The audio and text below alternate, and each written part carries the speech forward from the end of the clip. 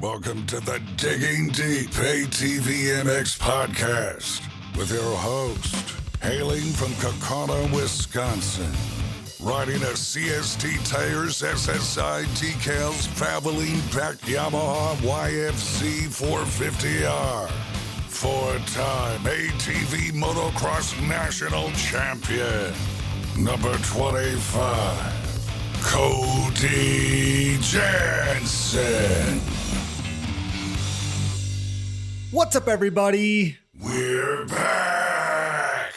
Welcome to the latest edition of the Digging Deep ATVMX Podcast, episode 159 of the Digging Deep ATVMX Podcast, presented by our title sponsor, CST Tires, in stock and available for purchase today at shop.csttires.com.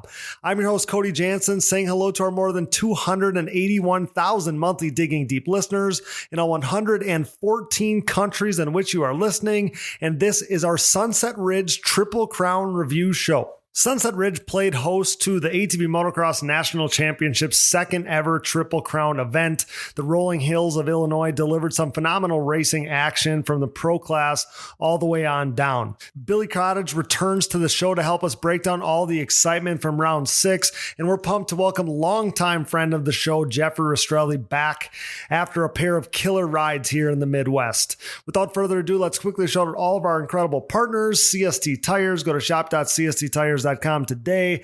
Yamaha, thanks to Blue Crew, thanks to SSI Decals, Valvoline, DID Racing Chain, Launderville Steel Enterprises and Concrete Supply, DP Brakes, Impact Solutions, Ultimate Poly Products, UPP Racing, our choice when it comes to case savers, chain sliders, intake manifolds, and more. Use discount code DIGGINGDEEP15 at uppracing.com, and Manscaped. Get 20% off and free shipping with code DIGGINGDEEP20 at manscaped.com. Whether it's the Lawnmower 5.0 Ultra, the GOAT of electric razor trimmers, my favorite, the Beard Hedger Pro Kit from Manscaped, or the best nose hair trimmer ever created, the Weed Whacker 2.0. Get 20% off and free shipping with code DIGGINGDEEP20 at manscaped.com. Support all the great companies that support us, and for any products that fall through the cracks, click that Rocky Mountain ATVMC banner on our website. It's that time of year, you and your machine need some TLC. No matter what off-road gear parts you need, Rocky Mountain ATVMC has you covered. But before you buy, simply click that Rocky Mountain ATVMC banner on our website. By using our specific link, we get a percentage of what you buy on the back end, enabling you to help us out while purchasing the parts you need anyway. And did you know you can buy OEM parts from Rocky Mountain ATVMC as well? Yep, shipped conveniently right to your door. So click that Rocky Mountain ATVMC banner at diggingdeepatvmx.com to help us out while satisfying all your gear and parts needs. Shout out to all of our donors, and if you are interested in donating and hearing your name on the show, you can find the Patreon or Buy Me a Coffee donation links on our website. Major thanks to all who have donated, of course. Now, if you can't donate, but you still want to help us out, you can leave us a rating or a review on iTunes and Spotify, because that helps us out a bunch too. One last special shout out this week goes to Addie Manglallen and her family, who traveled all the way from Washington State to compete at Sunset Ridge. And she slayed it with a 7th overall finish in the girls 8 to 13 class. Great job, Addie. Now it's showtime. The 30-second board is up. It's sideways and the gate is down. Time to dig deep. Let's go! All right, guys, back here on the Digging Deep ATVMX Podcast for another race review episode. And this one, Sunset Ridge, back to the Midwest we go. And joining me to help break down the action as a co-host from earlier in the season, Billy Cottage, joining me once again here. Billy, thanks for coming back and doing this with me. Loved having you on. We had people saying that our rapport on the last one you were on was some of the best rapport that they had ever heard on our show, which is awesome. So stoked to have you back. And yeah, man, we had a great day of racing to chat about. And I thought it would be fun. We had you on the first few episodes of this season. You know, some things have went according to plan, and some things I think have been a little bit of a surprise. And I thought it would be fun to chop it up about the things that we thought we knew and the things that we probably didn't know were going to play out this way. Yeah. Some of it is going exactly how we thought it was. And then others, I'm just blown away by some of it, and it's really cool to see. But at the same time, we did kind of know it, because we knew that third to sixth place thing was kind of going to be a toss up the whole year. Yeah, definitely knew it was going to be a toss up, but also I don't know. There's guys that are just steps ahead, that like Mason Jackson, for instance. I knew he was going to be good. Some people, I know my dad from the very jump of the season before Daytona even said he's going to be right in, like he's going to be the fourth guy all year long. I'm like, how do you know that? Like, no, like those other guys they're too good. Yeah. And he was on to something, man. I don't know what the deal is. So there's been some surprises. We knew it was going to be gnarly, but it'll be fun to break it down. But Billy, being a longtime, friend of yours, and I see the stuff you post on social media and all that stuff, I got to start with this because this is an exciting week for the people where I come from, at least the people that feel the way that I do, because I feel like over the years you've developed like this love-hate relationship with the Steelers. I don't know what the deal is with that. I already knew where this was going. but for me, like the Steelers are the AFC version of the Packers, all the history, and they do things their way, and they function a little differently than a lot of the league, and all the success over the years, and like I said, the history, all the things. So it's pretty cool to see Aaron, signing with the Steelers. It was kind of the thing we knew was going to happen. We were just waiting for the ball to drop, and going to the AFC version of the Packers to me is super rad. So yeah, I don't know how you feel about it. I wanted to start there just because it's like I said, it's exciting. I've been waiting for this news to come because if he couldn't play for us, I wanted him to play for you guys. So yeah, was curious what a Yinzer would feel about that. Well, it's like kind of bittersweet. I'm happy because I've always been a fan of Aaron. Yeah, he's odd, but I've always liked the way he played and stuff. But it's kind of not what I wanted because I wanted them to tank this year so that way we could get a quarterback next year in the draft. But, hopefully we can, at least win a playoff game. That would be great. That'd be awesome, man, to see them in the mix. And honestly, like there was times last year where they looked pretty solid. There was times last year where I thought Russell Wilson was, turning back the clock. So just as a Aaron Rodgers, unapologetically, like as big of a fan as there is. Yeah. He's my guy after watching him for 15 years here. It's just exciting that he's going to probably end his career a lot more than likely with a team that, functions well and is going to give him an opportunity. And I hope that this gets TJ back in the fold and all these things. So yeah, behind the green and gold, we're definitely cheering for the Steelers above all the other teams. That's for sure. And man, I would love, I don't know if we're going to be able to pull it off or not. I'm sure that there's a million people that feel the way I do here, but I would do anything to go to that week 8 game in Pittsburgh. Packers Steelers is going to be awesome, man. I wish it was at home so we had tickets for it, but I have tickets if you guys are coming out.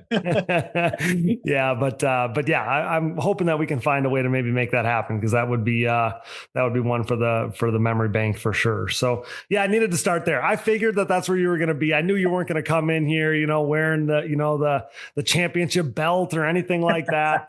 Because, especially after the last 2 years, and he's been in the headlines a lot for the, last handful of years or whatever. I don't think anybody out there is like, oh my God, this is the best. He's here. Yeah. But I'm hoping that he, does something this season, especially at the beginning of the year to kind of make people excited about it. That would be fun. So I just saw a post yesterday and it was perfect. It said, you're allowed to not like Aaron Rodgers, but you're not allowed to pretend like Aaron Rodgers isn't better than Mason Rudolph. And I was like, hey, okay. Yeah. You kind of knew that they must have had something figured out with Aaron, being that they didn't make any more moves, because Mason Rudolph was not going to be the guy that they trotted out there on week 1 and was like, hey, we're doing it this year. We're ready. So, yeah. I'm mad about the George Pickens thing, though, because I really wanted DK and Pickens, but hey, what it is. Well, you can forget about Pickens. They'll bring in Lazard, and he'll get 10 touchdowns for you this year. So I like it. It'll be great. So that's probably enough football talk for some of our listeners, but I had to start there, pal. So let's do this. I don't want to make this crazy long because we got Jeffrey Rastrelli joining the show. We may have another guest, possibly Joel Hattrick joining this one too later on. We'll see how the timing works. So I don't want to get this too drug out here. So let's kind of quickly overview what we saw at Sunset Ridge is a triple crown, so the 3-moto format. We got a lot of racing to talk about to cram in here, and then we'll kind of talk about where we're at in the season with 4 races left for these guys and what we expect the rest of the way. So Sunset Ridge, always awesome. Track's amazing. I love those guys, the Pistol family. It's their backyard that we're racing in. They do such a great job. It's, it's my favorite stop on the tour nowadays. And it's the longest standing ATV Motocross National as we sit here in 2025, which is awesome. And those guys are proud of that. So I always have to start with, the love for those guys. And again, they gave us an awesome track. We were blessed with perfect weather. It was awesome all weekend. So starting there, that everything was great. So qualifying, Joel Hetrick, top of the board in qualifying. No surprise there. Bryce Ford, Brandon Hogue, Chad Wienen, Mason Jackson. That was our qualifying going into the motos. They're at round number 6 for the pros. So Billy, let's jump right into Moto 1. This was probably the most anticlimactic moto of the day, I would say, because Joel led this one wire to wire. He got the whole shot. Bryce and Chad started second and third. They finished second and third. My biggest takeaway, there was a few things that happened in this moto that were surely takeaways, headlines, but one of them was Nick Janusa, who started 4th, kept his eyes right there on Chad Wienen the entire moto, finished in 4th with Chad right in his sights. To me, it felt like kind of turning a corner, at least for his season, because I love the guy and he's been so solid for so long, but he's probably been one of the biggest disappointments this year. Like he just hasn't been able to get the starts. Class is crazy fast. We've talked about it so much. And I was really, really glad to see him get that 4th place finish in that moto. And it was a really strong 4th where he checked out kind of from the rest of the pack and it kept Chad right there in his sights. I thought that was really cool. I'll let you jump in there, but that was something that made me really happy for Nick, because I gotta imagine behind the scenes, man, he's questioning like what's going on here. Yeah, I know he's got to be disappointed. I had really high expectations for him coming into the season. Yep. And that's part of that pack that we didn't know who was going to end up where. And it's funny because you look at those guys, the Janusa, Jeffrey, Wolf, Mason Jackson, Max, like that whole group of them, there's some that are way better at getting the bad start and coming through the rest of them than the other ones. A lot of them, it's kind of like wherever they start is kind of where they stay, and they all stay packed together. It's hard to see them struggle like that because, like all of them deserve to be 3rd, 4th place, 3rd, 4th, 5th. You know what I mean?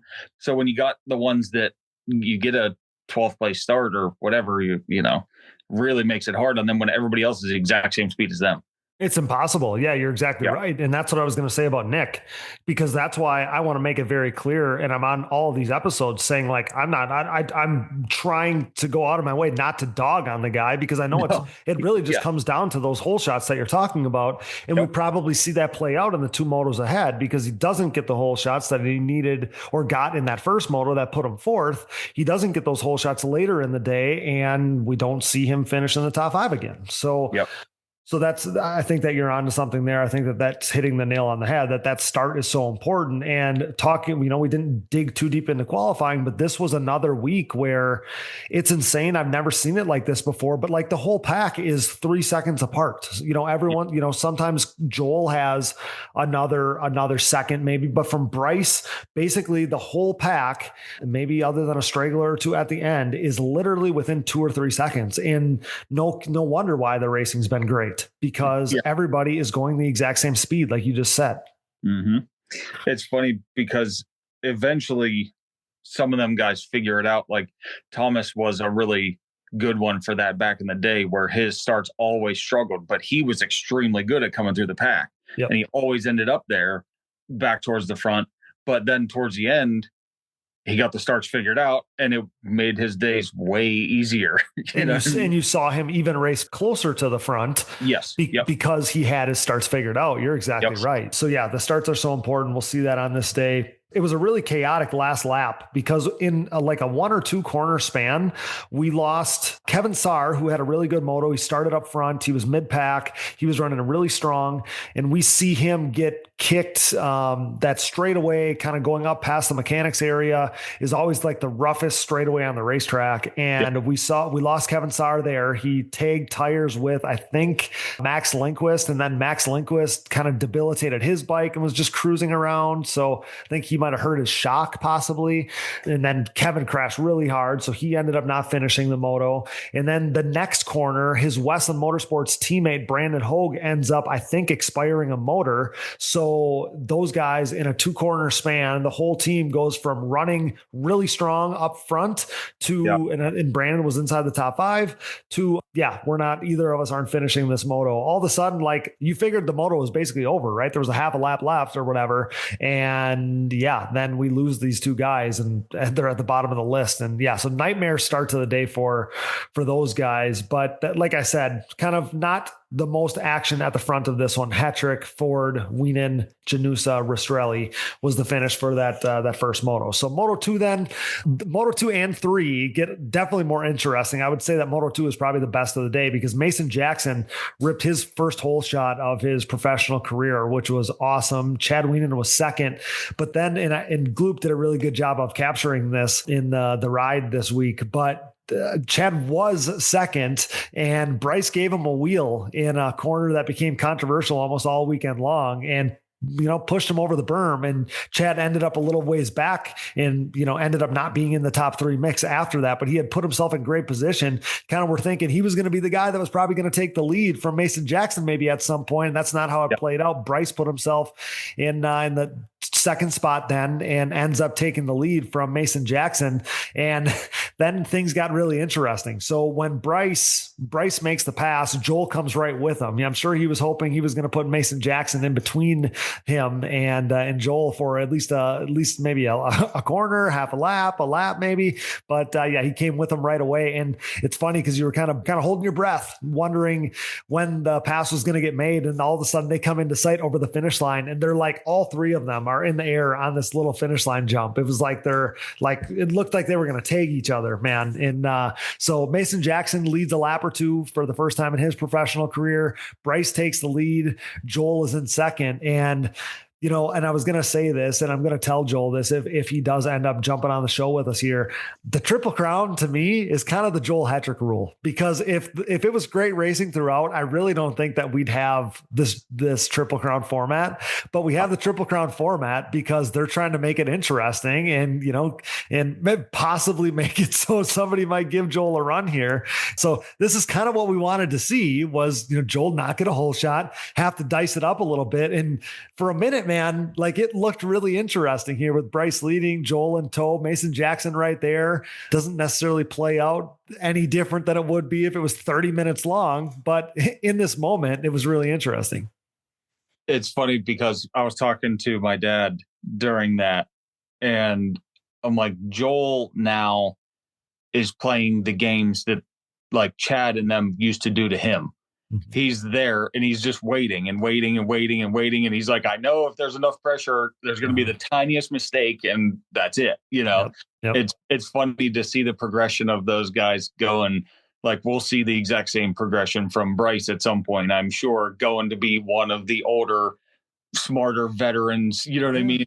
It's really cool to see the guys use the same moves that guys used to use on them when they were young. Yeah, exactly. So super interesting. There was tons of great racing going on in this moto. Joel ends up making the pass on Bryce there. And we never saw Hogue in the mix in this one. He went down in the first corner. He obviously didn't have a good gate pick after what happened at the end of the first moto.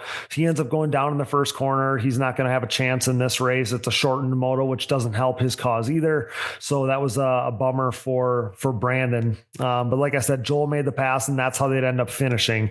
Hetrick, Ford, Jackson holds on to beat Wienen, and Wienen was there. Wienen was there late in this moto, and Jeffrey Rastrelli was right there too. Jeffrey pulled up on Chad, so that battle for third, fourth, fifth was one to watch.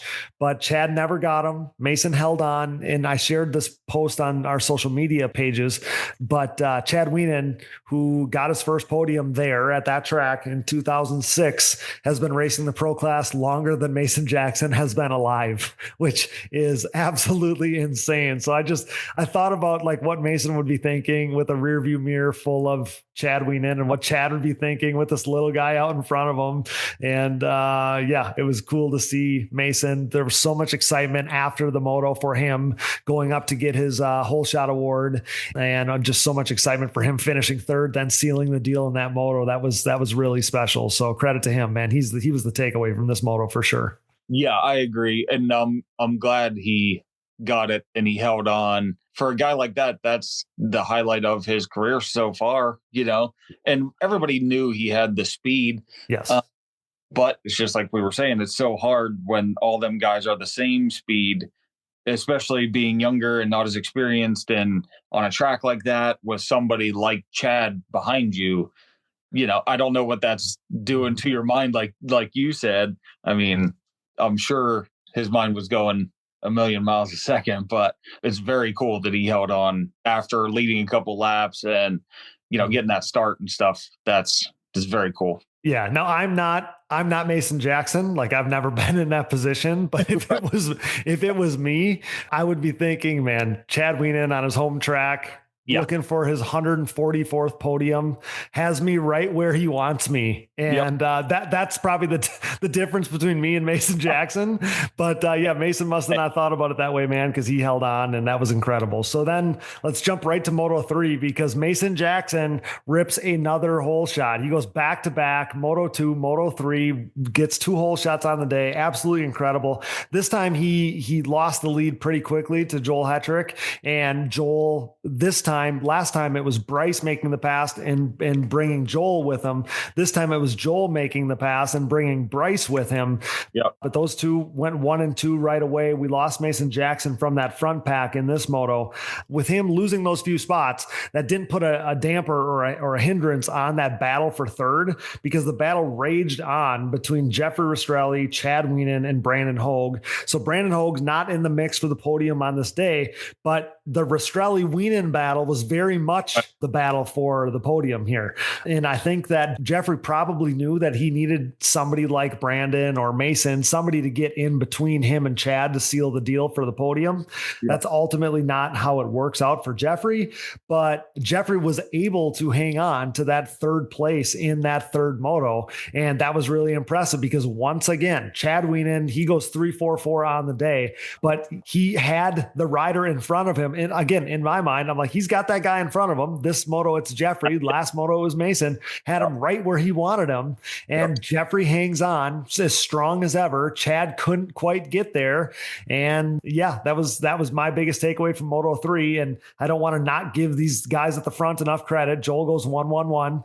Bryce goes 2-2-2. Where they've been all season long. But the takeaway from Moto 3 for me was Jeffrey, for sure. I mean, holding on to third in the moto, just finishing off the podium, just I think a point or two back of what ended up being what he needed to be on the podium, what Chad scored.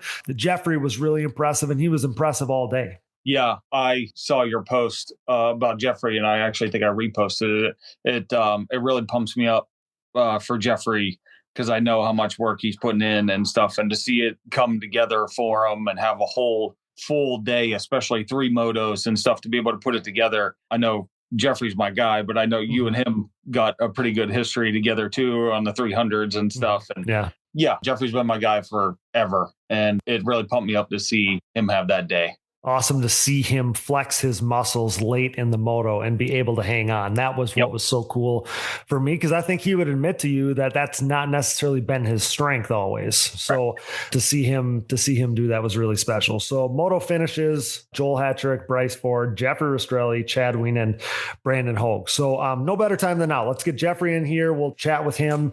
Then we'll come back and we will finish up our review of what happened at Sunset Bridge. We'll get right back to the show. But now, a word from our sponsors. And thank you for listening to these ads. Without these great companies, none of this would be possible. Show your support for the people who support us.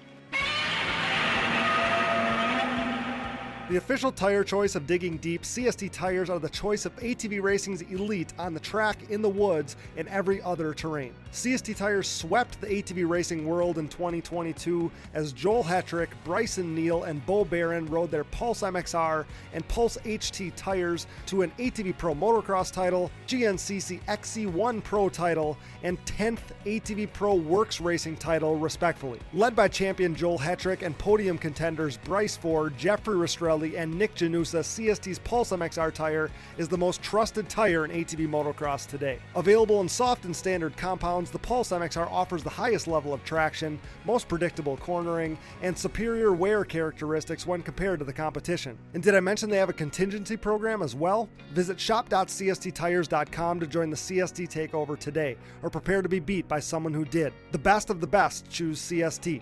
Do you? You know we're Team Blue Crew here at the Digging Deep ATVMX Podcast, as the Yamaha YFZ450R is the official ATV of Digging Deep.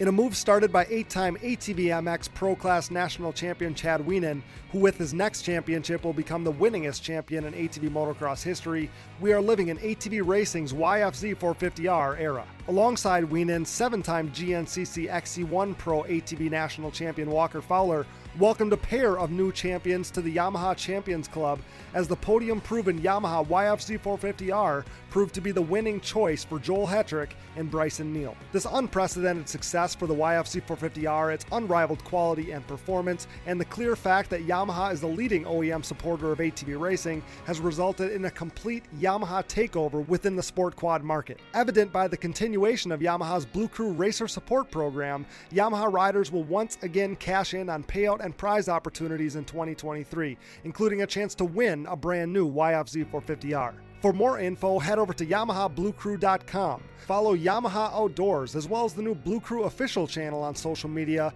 and check out Yamaha's full proven off-road lineup at YamahaOutdoors.com today. SSI Decals, your way. SSI Decals sets the standard with the best looking decals, graphics kits, and vinyl wraps in the industry. Established in 1947, SSI took shape as an offshoot of their parent company by doing a little work for local pro Chad Wienen. Nearly 2 decades later, and fueled by a passion for ATVs, the company has flourished into one of ATV Moto's most recognized brands. From ATV Motocross, SSI has expanded into graphics and design work for top racers in GNCC, Works Racing, Pro Motocross and Supercross, off-road, and more, headlined by 8-time world champion top fuel drag racer Clay Milligan. Whether your project is big or small, SSI Decals will make your identity stick. Get started today at SSIDecals.com and use code DIGGINGDEEP10 for 10% off at checkout. Things are about to get sick. The Digging Deep ATVMX Podcast is brought to you in part by DID and their wide range of championship-winning chains. From the street to the track and everywhere in between, DID chains are designed to give you the optimal riding experience with great performance and increased chain life. Consistent to the core, pick up your box of reliability today. DID, what drives you? We are proud to be partnered with Namura Technologies. For over 20 years, Namura has pushed the limit of value and reliability in the ATV and side-by-side market. Covering more applications than anyone in the industry, Namura's full line of cast and forged pistons, connecting rods, gasket kits, and industry-leading top-end repair kits and more have led to higher overall engine performance for your machine. Visit your local dealer or online at www.namura.com and follow along on Instagram for giveaways and exciting new products in 2023. Namura Technologies, your one-stop shop engine component supplier. We are pleased to be partnered with Bronco ATV and UTV Components. Bronco has been an industry leader in replacement hard parts and accessories for all makes and models for over 15 years. With a catalog that includes a full line of electrical components, engine internals and cylinders, shock and suspension parts, winches, clutch kits, valves, carb kits, bearing kits, and drive chain parts, Bronco is your hard parts source for whatever you need for whatever you ride. Available exclusively through distributors around the world, visit your local dealer or online at broncoatv.com. For over 150 years, Valvoline has been dedicated to constant improvement and innovation across all disciplines of racing. As a proud member of Team Valvoline for nearly a decade, I have witnessed their unwavering commitment to pushing the boundaries of performance. Valvoline has sponsored some of the greatest names in motorsports, solidifying their position as a powerhouse within the industry. Being a part of this historically great team has been an incredible privilege. When it comes to my equipment, whether it's my daily commuting vehicles, race quads, or anything in between, I trust nothing but Valvoline. Their range of products and lubricants consistently deliver increased horsepower, durability, and engine life. I'm excited to announce Valvoline's breakthrough in performance, Valvoline Ultimate Power Sports. With up to 8 times stronger rust protection and 50% better wear protection, this cutting-edge formula ensures your ATV's engine runs smoother and longer for the ultimate ride. Tackle rugged terrains with confidence knowing your ATV's engine is equipped with the best protection available. Ready to experience the next level of performance? Head over to shop.valvolineglobal.com and use code DIGGINGDEEP10 at checkout to unlock an exclusive 10% off on your purchase. Don't miss out on this limited time offer to enhance your ATV's performance with Valvoline's Ultimate Power Sports engine oil. All right, guys, we are joined by one of my favorites today, brought to you by UPP Racing, our choice when it comes to case savers, chain sliders, intake manifolds, and more. This guy, 26-time AMA ATV Pro Class podium finisher. He's a legend in my book. One of our favorite guests here on the Digging Deep ATVMX podcast. So stoked that he's here to join me once again. Of course, I'm talking about Jeffrey Rastrelli. Jeffrey, thanks so much for being here, buddy. I appreciate it so much. I appreciate it, Cody. Thank you. So, yeah, man, I've known this guy for upwards of, what would it be, 18 years now. We did a little racing together back in the day. I've cheered for you ever since. To think about all the racing, all the laps spun, all the battles you've had, Jeffrey, all that stuff over the years, man, you're still, I always tell people I'm still living the dream. If, you see these local people and they're like, are you still racing? And I'm not racing at the pro level like you are, but to still be doing this all these years later, man, and making it work with your life and your career and your family and still freaking killing it on the weekend, man, I can't imagine that you dream of much else. This is probably the life that you would have wished you would have had back in the day when you and your dad were racing and you're traveling the country on a 90 mod and all these things, man. This is what it's all about.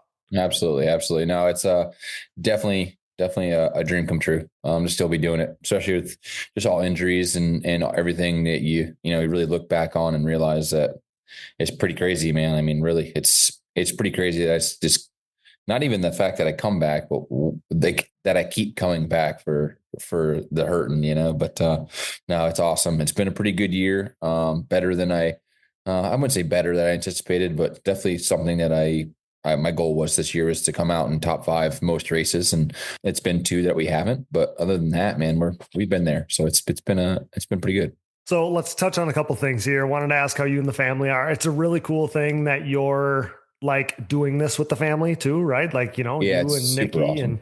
and your daughter and all these things, man, like you're doing it as dad, Jeffrey, now and still killing it on the racetrack. And I would think, and I've talked to people about this topic, even in the pro class, probably like the racing almost becomes a vice. It becomes a getaway from real life at times, I would think, for certain people. And when you become family man, like there's not only more pride on the line because you got the family name, you're trying to represent your loved ones well and do it, kill it for them and all those things. But also like on racetrack Jeffrey still gets to be, like a kid back in the day. Yeah. So I would think that changes the dynamic a little bit. Yeah, it does for sure. Last year was tough. A little tough being a dad, I guess, for the first time. Obviously, I'm still a dad for the first time, but how it really came about, a newborn baby, like that was probably the toughest thing. But like once we got in the groove, and this year she's a little bit easier. She's sleeping on her own and sleeping through the night, so that was a big problem. But now it's a whole lot of fun, man. It's really enjoyable, and I was struggling. Like I wasn't having that much fun in the beginning of the year, and like we were going to Ironman. And on the way there, I was just looking around, and I'm like, man, I don't know why I'm not having fun. Like my family's here, like I'm going racing on my 4-wheeler, like just lighten up a little bit, so we were on our way to Ironman and I got there and I was like, this is just going to be a good weekend. And, just vibes were high and life's good. So I was like, just, you got to carry that onto the racetrack too. So that's kind of what happened. And, it's been a little bit of a change for me in the past few weeks, to do that. But yeah, it's all working out. Yeah. Being family man and being a dad is really cool, and trying to figure all that out and juggle it all and be still a top ATV MX rider. It's tough. And especially working a full-time, working full-time and being a dad and trying to compete with these guys, training and riding. I can't explain, I can't explain it to people that don't understand. So it's just tough. It's really hard. I don't know how you do it, man. I really don't, even for me, right? Like working a full-time job, trying to do the Digging Deep thing, riding a little bit, which I never get to do, doing all the house stuff to help Brooke around here. Like the math doesn't work. That's how I explain it to people. The math doesn't work, but somehow you make it work. So it's insane, in all honesty. The fact that you do it and you're riding at such a high level, and frankly, Jeffrey, the dudes in front of you, like they're not doing what you do. Yeah. I do take pride in that. Like I do look at it like, but at one time I was, those guys and full-time guy. Full-time guy, and, so like now that I'm back to not being, I took that for granted a little bit. Mm-hmm. There's some things I would have done differently. Now that I'm doing it full time, a little bit. Yeah, it's all good though. It's life. Hey, I'm not going to dwell on it, but there's just, like now that I put it in perspective of what I have to do every day compared to what I was doing then, like not saying I was slacking, but I could have took some more steps, you know what I mean? And done it differently. And I wonder, come from your perspective, like, frankly, like, obviously you want to do as well as you can on the weekend. You want to, there's still, you got tons of support and all that stuff. Your parents are all in and family's all in, and, your wife sacrifices that you're able to do this and all that stuff. But I would think when you're, you have to be 30 now, pretty close to it. I just turned 32. Okay. So you're 32, I'm 33, and we knew we were close. So, but at 32, family man, working a full-time job, like, you're probably sitting on the line thinking, I want to kill it, but this ain't life or death anymore for me, Yeah. And it's not too, because unfortunately, this is the first year in many years, Cody, that I don't make a dime doing it. Mm-hmm. And that's unfortunate, because I did in the past years and I was able to, that's why I'm obviously back to work. But that's what's the tough part is when I hit the ground at Sunset in qualifying. I hit the ground hard, and I struggled before that first moto of like, I just hit the ground hard. I was lucky to get up. How hard I hit the ground, how fast it happened. And I was like, kind of, what the heck am I doing out here? And I struggled going up to the first moto, like in between that qualifier and that first moto. I was like, kind of like really, like, what am I doing here? Kind of thing. This isn't how I make my living anymore. So that's unfortunate that I think that now a little bit, but it didn't matter. It didn't affect me. I mean, I did a little bit the first moto, but I also I flipped a switch when I went out there and everything was fine. But it's just it's definitely different now. I'm not trying to dig into that too much and be negative about it. It's just different. Like I enjoy racing my four-wheeler, of course. I want to do well, of course.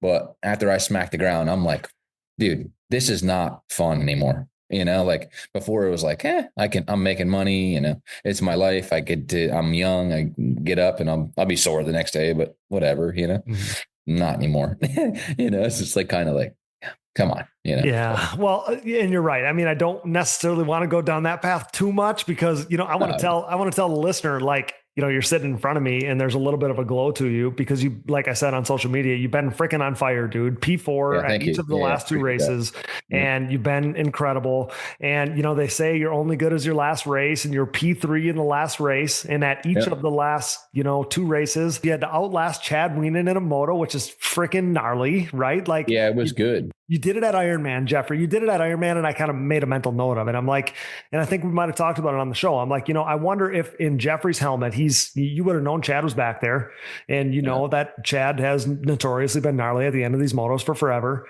I'm gonna tell you what made me not give it up. Okay, got me at Echecani last lap. Okay, yes, I remember. I said that is not gonna happen again. I told myself, I don't care if I wad my brains out. I don't want to hit the ground. I just talked about that, but I do not care. He's done that to me so many times in my career, and he did it to me at Echecani after I went from 8th to 2nd. I was just nasty, and I freaking, my lower back was cooked, and I was like, I'm never letting this happen again. Like last lap, if I could have beat him, I could end up getting, I think, P4 there overall if I would have just beat him that first moto. So I just knew at Ironman, I'm like, this isn't going to happen. Sunset, this isn't going to happen. I don't care where we are, what we're doing. I just, you know what I mean? I just had that in my head before I go out there. Like, That's awesome. That's not that particular. You can pass me at the beginning. I don't care, but you're not passing me at the end of this race. I'm not going to let it happen. Ironman, I knew it was him. I'm like, it's not happening. That's awesome. That's awesome to hear that. I will blow this bike up. And I was riding like on the box, like just didn't care. Like, I will blow this thing up. It's fine. It's awesome to hear that, because in my mind, and like I said, I think I said this on the show, but in my mind, I'm like, okay, so Jeffrey's going to know that like Chad's gnarly at the end of these races. And in Chad's helmet, he's probably thinking, I always get Jeffrey at the end of these races. I got him. And yes, he's saying in his, nope, I'll stay here. I got him at the end. Mm-hmm. And I made sure that for now it can change his mindset, his thinking. Like, for sure. Need to maybe get him at the beginning if I have a chance, because maybe he does last till the end, So yeah, that's been fun, because usually I'm not that guy to be at the end of the motos, but I figured some stuff out, and like I'd been feeling really good. Like, I'm not the lightest I've ever been, like anything. Like, I'm not like, oh, I look fit, like, but I feel really good recently. So I did some different things, and like, I feel good. So it's like, that's a cool thing for me which is awesome, Jeffrey. Yeah, because a year ago at this time, a little earlier than now, but a year ago, Ironman, you're telling me, dude, I feel awful, I was.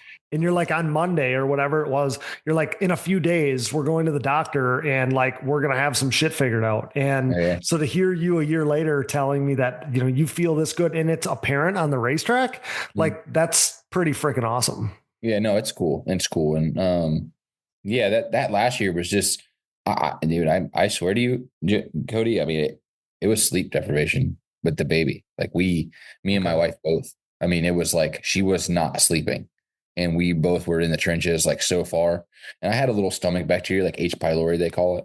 I remember you telling me. Yeah. Yep. So but like, and now that I really look back at it, I wasn't sleeping. She wasn't sleeping. So we were just, and it was tough. And, and then I broke my foot, and it was just this whole circle of life. And it wasn't cool. But now, like my baby, I said 7:30 tonight, she went down. So, we're back. That's awesome, man. Yeah, you're figuring it all out. That's good to hear. Yeah. Jumping back to this past weekend then. So what are your thoughts on this Triple Crown format? A little bit different for you guys on the track, a little more. Seems like the motos, at least from afar, it's inevitable that it works this way, but it seems like you blink your eye and you're back on the racetrack. So tell me about what the Triple Crown is like, because that's a new thing for you guys this year. I like it a lot, man. I really do. I think it's good for the sport. I think it's good for racing. 100%. Like we're so racy. And I mean, then this is so bad to say, because I literally hit everyone that I passed this weekend. I'm so sorry. I'm not kidding. It was bad. Like, but I did this at Decker. Okay. I got bad starts and I hung out for too long, and I was trying to be nice guy, and it didn't. And I got pushed off the track, and I went to the back, and I had the worst weekend of racing I've ever had in my life. I mean, literally the worst 3 motos I've ever had. Like, I had one bad moto and then I'll rebound, or vice versa. And, I left Deckers, and I'm like, dude, I was ready to quit. I'm like, I ain't got it. I went to Daytona, whatever. I got 5th. Ooh, it's, you know what I mean? And I went to Decker, and I got my butt kicked. Like, I've never got it kicked before. Like, once again, I'm not letting this happen again. Like, I'm going to go around these guys at the beginning, and that's all there is to it. And that's what I did. I tagged Kevin to get him out of the way. I hit him a little bit, knocked him over a berm. Max Lindquist, Mason Jackson. I mean, nothing against those guys, It's just I was on a mission. I said, I'm going to the front. I just wasn't going to let that happen to me again. I don't care what it took, So, well, and don't you think that was a little bit due to the way that the track was this year? 100%. I mean, it was really, really fast. It was really, I love those guys there. I love Pistols. That track is awesome, but it was very dominant lined. Like, there was a line that was dominant for sure. And there was one dominant line, and it was narrow, Jeffrey. Yes, agreed. And you had to hit these lines really good to be going fast. And it was, I don't know, it was just like the first time in a while where for the people in front of me, and we were in the front of the pack. Like, I wasn't in the back, where I was like, I thought I had pace on them, and it was that for me is in recent years hasn't been the case. I'm usually going I'm going backwards, unfortunately. Like these kids, like Joel and Bryce, all these kids they're good. So like, I don't know. You had to hit these lines and there was holes and like, there was some weird stuff there. You know what I mean? It was pretty nasty. Yeah. Like, but you couldn't really tell unless you were racing the track, how gnarly it was. And on the backside of those inside rollers, there had, the holes that were 4 foot, 3 foot. I mean, just monsters. And to hit those right, like it was tough. And they reminded me a little bit of my track. My track's a little sketchy. If everybody knows that, everybody knows everybody that my track's sketchy. And that was like my place. Like it had those weird tendencies. So it was good. Yeah. But the Triple Crown, awesome. Like everybody's bunched up. Everybody's racing. Everybody knows it's shorter. So everybody knows that they'll most likely have the steam to last. So they give it their utmost effort from start to finish. And that's where I think is really cool about the Triple Crown. So third moto, and like I said, that ends up being your best moto of the day. You ended in third and Chad's kind of in your rear view and you never really let him get that close.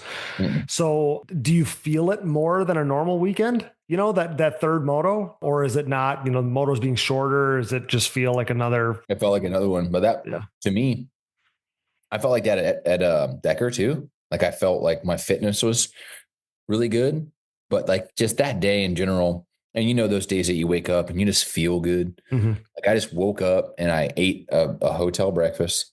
Like I ate a couple bags of oatmeal. I had a yogurt, dude. And like I had I don't even know, a banana or something, dude. And I was just on the way to the track. And I'm like, good day. I feel good. You know what I mean? So that was kind of like why I think that the third moto was so easy, just because I felt good all day. Other than me whacking the ground it was probably one of the better days that I've had. And I just had like this, I don't know, I had a chip on my shoulder, man, all day. Like I just felt like I was one of the guys, like I belonged, like I belong on the podium today, like how I felt. And that's just how it was. And it was cool. Like I enjoy those days. Those days are the coolest days, and like I was just so fired up all day. Like I don't know. It was so cool. I wish I could go to every race weekend with that chip on my shoulder. Like I wasn't like it's just like like I go out there, like I don't care if I get a bad start or not. Like I'm going to the front. Like that's just, it was cool. Well, when you have days like that where you get up and you feel good and you feel good on the track or whatever, despite this crash that you had, but you feel good. It's like, man, today is my day. Like when I feel this good, I make the most of these days. You podium 26 times. And if you keep doing this and putting yourself in good position, dude, like you're right there. Like you've been sniffing around the podium. There was a point there where, I was trying to do the math in my head. I'm like, he's not going to be quite at the podium. Chad was just a touch more consistent, but you were right there. That's where then the third moto, when Mason was in third and I was in fourth, I knew I had to put him in between me and Chad. Right. If I put him in between me and Chad, I would get on the podium. Yes, you would. I knew that. So that's why I think Mason was maybe a little upset with me and I apologized to him, but I knew that. Like when I go out there, I have to beat Chad by more than just one position. He has to be 2 behind me. And how Mason rode the second moto and kept Chad in front of him.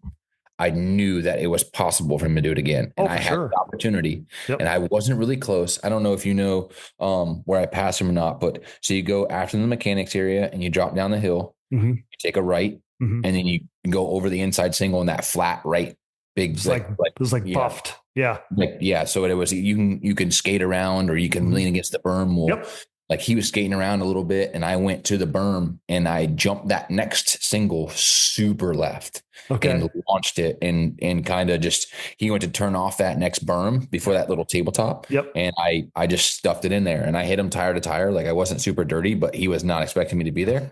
And like I knew that I had that opening there and I had it all planned out. And it's cool to hear you make a pass there because that corner there and the corner before it, I mean, Sunset doesn't really get blue grooved over the years. There's a corner or two where it happens. And I think that that's so cool because I felt like a really good, talented, good hard pack rider, which you've proven to be over the last 15 years.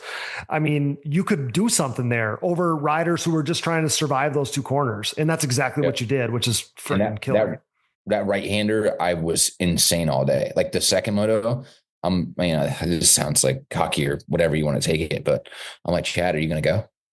Like, are you going to hit the gas kind of thing? Mhm. And that's to me is like, like I said, I don't ever feel that especially with Chad, it's like he hits the gas and he's like, he's gone. It's like he's so good at that.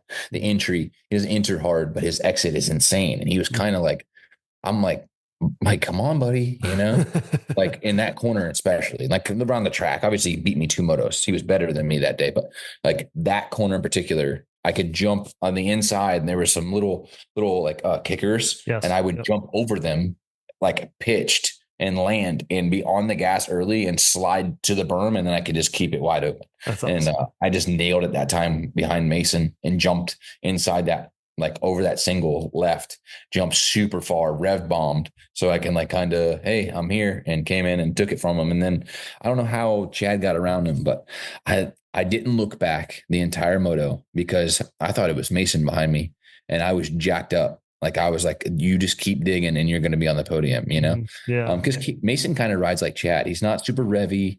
He's not super, flashy or anything. You can very lower RPM, like smooth rider. So I thought that, they weren't super close to me too. So I thought that it was Mason, man.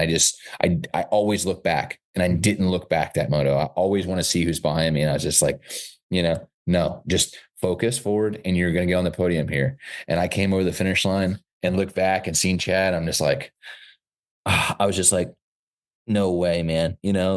I did everything I could today, but that's all good. That's tough. I think Mason I think that was the moto where he ended up going off the track at one point and gave up a few positions, because I think he ended up finishing 6th in that one. So, So you mentioned Mason. So, he's been really impressive. He was impressive last year. He's been impressive this year. Yep. You've spent a lot of time racing him, dicing it up with him over the course of both last year and this year. So, I mean, what is it like? It's not that long ago. Dude was on a 250, and then, he was really good in Pro-Am for a couple of years there. Now he's, very much like I would say took a bigger step than anybody probably in this 2025 pro class. What is it like to be racing these kids that are so young? You were once that guy on, you were battling with, Mark Maddle for Rookie of the Year and Gunwa Style, Mushin Racing, all that stuff. It wasn't, it was a long time ago, but it probably doesn't feel like that long ago. So you were once that guy. What is it like to be racing these kids that are so young, and he jumps right into the pro class and is right in the mix in the top 5? It's pretty rad. It's pretty cool, man. I'm proud of the kid. I mean, he's the real deal, and he's not super cocky or anything. He's a Jackson, like him and Ron. I literally like his dad. His dad's a good dude. And they've actually taken care of me a lot when I'm seeing at DJs up at Rocket, and I go ride that local track with him. So they're good people. And he's flying, man. He's just consistent. Like he's just the same speed the entire race. He doesn't do, like I said, he doesn't do anything flashy. He just stands up a lot. He stands up a lot, man. And that's huge. Like that's big in a lot of spots. And just roll speed. Like he doesn't stop and go a lot. He just, I don't know. There's something about him. He just stands up and he kind of rolls through there, higher gear, not doing anything, super, like I said, super revvy, not third gear bombing, or he's just I don't know, kind of reminds me of a smaller Chad a little bit, like just how he rides. He's nothing, just not out of control. I don't know. It's super cool to watch. I mean, but it's crazy to think about that he's that young. I don't know exactly how old he is, but Hoag's the same way. I think he's 24 or 23. Bryce, he's 22, maybe 23. Mason probably is right in that same area. It's crazy, man, to think about me, Joel, and Chad are the old guys. And Janusa, I guess. Janusa's getting there. He's 30. We're the old folks. It's the old guard, Jeffrey, not to cut you off. It's the old guard, but you guys are all at the front yet, which is pretty friggin' rad. I think it's cool. Yeah. I think that's really cool that we're still able to get it done up there, obviously Bryce is, up there putting a wedge in between us old guys, but, it's cool. It really is. It's, I'm happy that I'm able to still do it. Stay with those guys, because I've been there. I've been that young guy coming in and trying to put a beating on the older guys, and they're on their way out, so. So kind of on that topic then, as we finish up here, it's a lot of years. You're creeping up on 15 years in the pro class, and doing this thing on the regular, and you're still in the mix. So I would assume that probably is part of the math. But you said, the funding isn't what it once was, and all that stuff, traveling the country and with the family and all that stuff isn't easy. So what's your thoughts on how long you're going to do this for?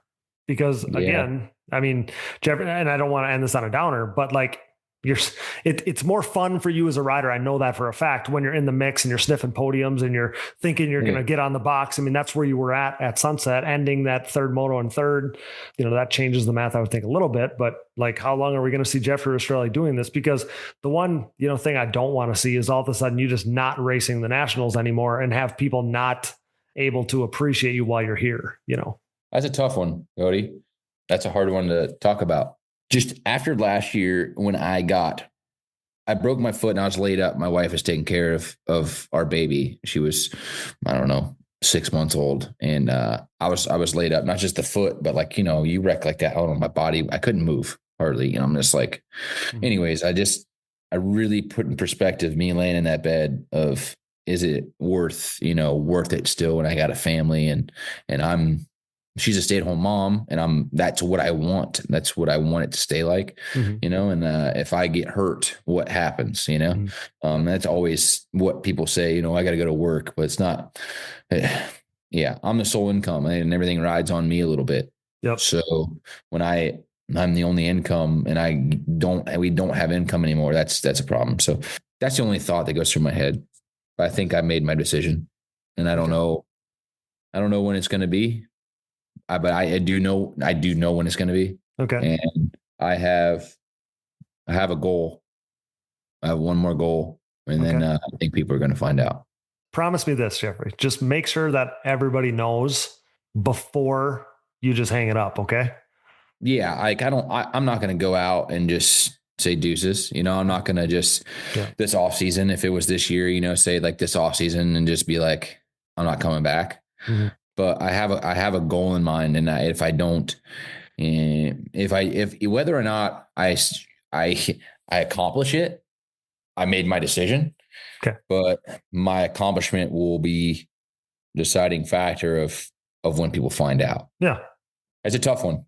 I've made my decision, and I don't want anybody to know until that goal has reached. You know what I mean? That's fine. I think that's a really healthy way to make a decision, is to not be, hey, I'm holding out just to do this or that, just to, I'm so close, I got to do this before I can give it up. That's not, you're in a really good place. So that's a really healthy way to look at it. And Jeffrey, the last thing I kind of want to tell you here, especially on the heels of that, is, growing up and you love this sport as much as I did and looked up to so many guys. And I think one thing we didn't talk about is how good that darn pro class is right now. It's crazy how deep it is and how good the pack is as a whole. Growing up, I think, that's how it was when like you and I were growing up watching it and adoring so many of those guys and stuff. And I guess where I'm going with this is there's a lot of guys that you looked up to and, you would have been fans of and cheered for and probably got autographs from at one time and all these things that they didn't do it for as long as you. They didn't span the different eras like you have at this point. And there's a lot of guys that you looked up to and, like I said, were fans of, all those things, that didn't have half as many podiums as you. And now here you sit, 26-time podium guy, in the mix still at what I think is year 14 or 15. You're a legend for that, man. I appreciate that, Cody. It means a lot to me. It really does. Whether today, tomorrow, next week, next month, years from now, I hope that you're able to go to, these races, show up here or there and hold your head high, knowing frickin' in my heyday, like this was like, I was a really big deal here, because again, you're an ATV racing legend, man. I appreciate that, Cody. Thanks so much. Yeah, I always tell like JJ Launderville and Adam were down here this year, the two young bucks. And sometimes the young bucks don't like to listen to the old dogs, and I kept saying it this year. I was like, guys, I may not have been the best. I may have never been the best, but I've been one of the best for 14 years. So I know a little bit about what the F I'm talking about. Mm-hmm. I said, so you guys can doubt me all you want, but I've been one of the best for 14 years or 15, whatever it is. I said, so all that time I've showed up, all the things that I've been through, all the different hurdles, and I still show up and I'm still competitive. So like I said, I may not be perfect. I may tell you something that's not right, but I will tell you that it's got me where I am. So I don't know if that's good enough for you guys, but it's good enough for me. And I've realized that this year, me and Jeremy Launderville were talking, and he's like, that gave me the chills. I was like, man, I'm opening up a little bit, broadening my mind a little bit on what my career has been. Cause I always hung on to, I never won one. Mm-hmm. That's what I always clung to. And I'm still clinging to that because it's really, Cody, it bothers me badly. So that was like always my thing of I'm not retiring until I get one of those. That's not the goal any longer. I just don't think that's in the cards. Is it possible? Of course it is. Of course it's still possible mathematically. Yep. But yeah, like I've been here for a long time and I'm okay with it now. I've come to peace with I'm not the best, but I was one of the best. So, and that's okay with me. I'm holding my head high. So I appreciate you saying that, because that means a lot. It really does. Well, you also had to go against, in my book, definitely two of the Mount Rushmore guys, and for sure two of the guys that you could definitely argue are the greatest of all time, right? So really screw me, right? Right. Come on. I couldn't come in a different era of like literally two of the best ATV racers that ever walked the planet. Mm-hmm. Chad and Joel right now. Come on, dude, get real, buddy. Break a finger or something, then give us a chance, something, dude. Jesus. But yeah, Chad and Joel, incredible, but I grew up with him. I beat him, and that's what really ate at me for such a long time. And you know what? That ate at me, and it made me go out and try harder on the track, and it made me get injured more. So it actually, it made me worse in the long run by thinking, by not just being a little more calculated and just thinking I needed to, send it a little bit, but it held me back. Like knowing I was once better than Joel, it wasn't for long, but I went and beat him a year, and then we had a year off each other. And then ever since he's been better than me. And that drove me to be better, and it motivated me, but it also hurt me a lot. And that's something I never told anybody, but it hurt me a lot because I knew I was just a little bit faster, I could beat that guy. In my 16, 17, I was, God, man, just a little bit better. But anyways, yeah. Well, I'm glad that you're in a place where you are starting to shift your thinking to, man, I've had a really good career and I got a lot to be proud of. And you've done so many awesome things, dude, representing our country, finishing on the podium so many different times, just being such a great ambassador for the sport, man. It's awesome. So we're proud of you. We love you. We appreciate your time here tonight. And man, we're pulling for you the rest of the way, whether it's 4 more races, 14 more races, 14 more years, man. We're always pulling for you. Yeah. Thank you. Awesome. Well, thanks again for being here, pal. And we'll see you at one of these next few races. Okay, pal? Yeah. Thanks, Cody. Awesome. Have a good night, Jeffrey. That's Jeffrey Rastrelli signing off on the Digging Deep ATVMX podcast, brought to you by UPP Racing, uppracing.com. We interrupt this program for a special news bulletin. The following message is brought to you by manscaped.com. The Manscaped engineering team has outdone themselves this time, creating the Lawnmower 4.0 trimmer, now available for purchase in the US and Canada. Join over 2 million men worldwide who trust Manscaped, an official sponsor of the Digging Deep ATVMX podcast, with this exclusive offer of 20% off and free worldwide shipping with code DiggingDeep20 at manscaped.com. I'm one of the first people to try the new 4.0 and I am blown away. This thing is next level. What sets this trimmer apart from all the rest? The Lawnmower 4.0 gives you the ability to turn the LED spotlight on and off when needed for a more precise shave. It features a new multi-functioning on-off switch with travel lock for those of us who like to travel. And my favorite, the new trimmer allows you to customize your trim with 4 different guard lengths, an upgrade from its predecessor that only featured 2. If you're listening, you know that good tools are a must, so wait no more to get the best tools for the job. Get 20% off and free shipping with code DiggingDeep20 at manscaped.com. That's 20% off with free shipping at manscaped.com by using code DiggingDeep20. Hey everyone, this is Larry Mills, president of DP Brakes North America and proud partner of the Digging Deep ATVMX Podcast. We at DP Brakes are a longtime supporter of ATV racing and the world leader in sintered brake technology, dominating the ATV world for decades by supporting the best four-wheeled racers on the planet. This year's lineup includes Jeff Rastrelli, Mark Baldwin and Baldwin Motorsports, Ford Brothers Racing, Nick Janusa, and many more, including Mr. Digging Deep himself, Cody Jansen. Plus all the top 17 GNCC pros such as 7-time champion Walker Fowler, Bryson Neal, Hunter Hart, Cole Richardson, Jared McClure, Adam McGill, and previous champion Chris Borich. These top riders continue to appreciate the high performance and impressive durability that their DP brakes have to offer, products that ultimately help place them on top of the podium week after week. DP brakes are available through www.dp-brakes.com,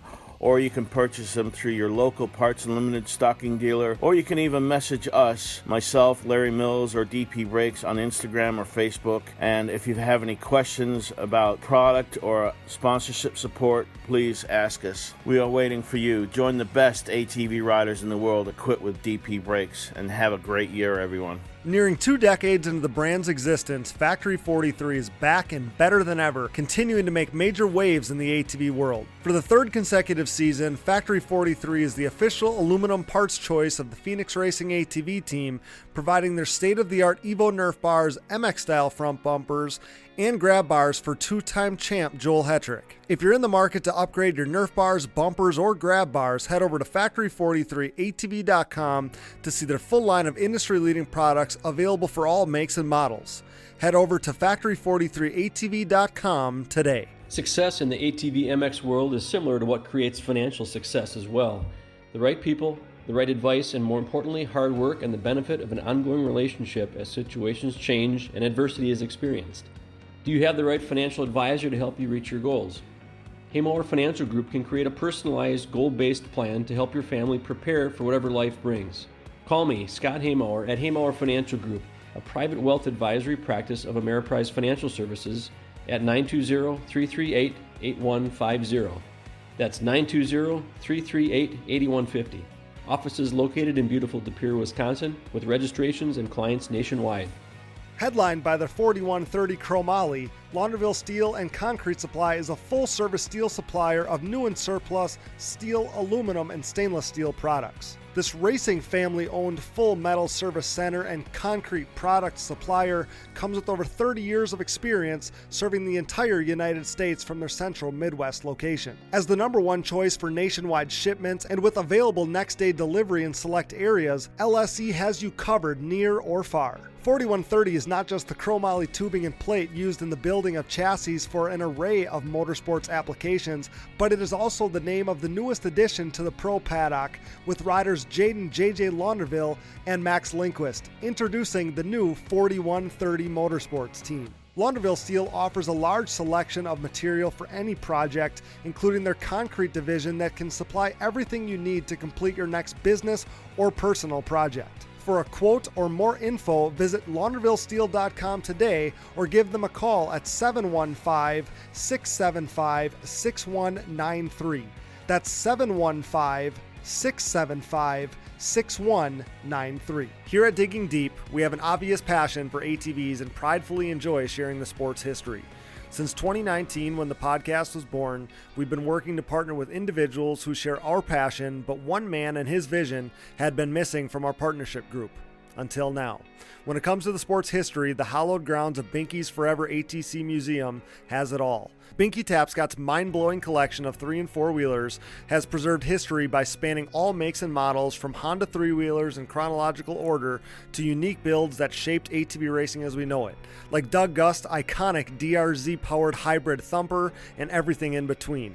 There's no denying Binky's passion, a passion that we certainly relate to here at Digging Deep. Binky's goal is to share his amazing collection with fellow enthusiasts by making his prized possessions accessible to the public via scheduled visits. Follow Forever ATC Museum on Facebook and watch foreveratc.com for further updates on possibly getting a chance to see Binky's Forever ATC Museum for yourself.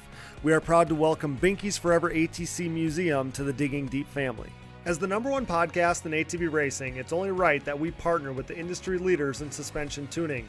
Insert Impact Solutions. Impact Solutions is a full-service ATV and side-by-side suspension center specializing in the revalving and service of your motocross and off-road suspension. With over 25 years of elite-level knowledge, experience, and testing with riders of all ages and ability levels, Jay Goebel and the Impact crew strive to exceed clients' expectations for service and setup. Impact Solutions is the official Elka Suspension Service Center of the United States, offering unmatched product knowledge and experience. Whether you're in need of service, parts, warranty, sales, or technical support, Impact Solutions has you covered. Head over to impactsolutionsatv.com or give them a call today. With the desire to keep you in the race, Ultimate Poly Products offers the ultimate protection collection of case savers, chain sliders, intake manifolds, and more. Founded on quality in 1998, this family-owned and operated business produces products created by racers for racers. These industry-leading products are proudly made and manufactured in the USA, with their case savers being made of the highest quality American-made polyurethane on the market and designed to completely conform to your engine case to help prevent case damage from a thrown chain, because no one wants to be a spectator on race day. Join top pro riders like Bryson Neal, Walker Fowler, John Glotta Jr., Adam McGill, Cole Richardson, and more by using UPP Racing products. Use discount code DIGGINGDEEP15 at uppracing.com to save on your next order. Ultimate Poly Products, made to last longer so you can ride more. Thanks for listening, and remember to support our partners. Now back to the show. Okay, back here with Billy Cottage on our Sunset Ridge review show here on the Digging Deep ATVMX podcast. Billy, let's go down our results sheet here. So we know Joel goes 1-1-1 on the day. He's got a big old points lead, but Joel Hattrick 1-1-1 on the day. We're already saying at the beginning of the year, you don't know what to say about the guy. He's just insane. He's so locked in. I think my biggest thing, especially just seeing it live in recent races here, I don't understand how the dude goes so freaking fast. The tracks are thrashed. He's, really at his own pace, his own speed. He's setting the standard. He's got a couple seconds, probably more than the other guys. And you just never see him miss a beat. He never hits the ground. He never, nothing happens. The program's so perfect. The bike is perfect. It's one thing, you think about James Stewart going as fast as he did, but he crashed, and maybe you're seeing that a little bit with Jet nowadays, as you reference, supercross, motocross stuff where he's just perfect all the time. But man, Joel is, there is no arguing that he's going to be at the center of this GOAT conversation if he's not already, because the dude is just absolutely insane. And these win numbers just keep stacking up. And it's incredible. Really nice to see, like I said, him turning into the veteran, because he's riding smarter, like you referenced, like with Jet, and knock on wood, never hitting the ground, and the bike works so good, and his fitness is there, and it all is there. It's like the perfect storm. But like I texted you the other day, it's weird because we don't know how good he really is. You know what I mean? I know he's got another 2.5 seconds a lap in there. If he rode like Joel used to ride, you know what I mean? He has the speed, but now he doesn't have to. And he's riding so smart and so meticulous. And with the bike working as good as it is, I would really like to see, though, if he laid it up. You're saying if he got pushed, where he could go, because right now it just feels like he doesn't even pull out any of his tools in his bag of tricks. Right. He's like, I know I can ride at this and be safe doing it and still accomplish exactly what I'm looking for. Why, Yeah. Now that text you sent me started by saying, how we, said that Bryce took a step this year, right? That's how that text started.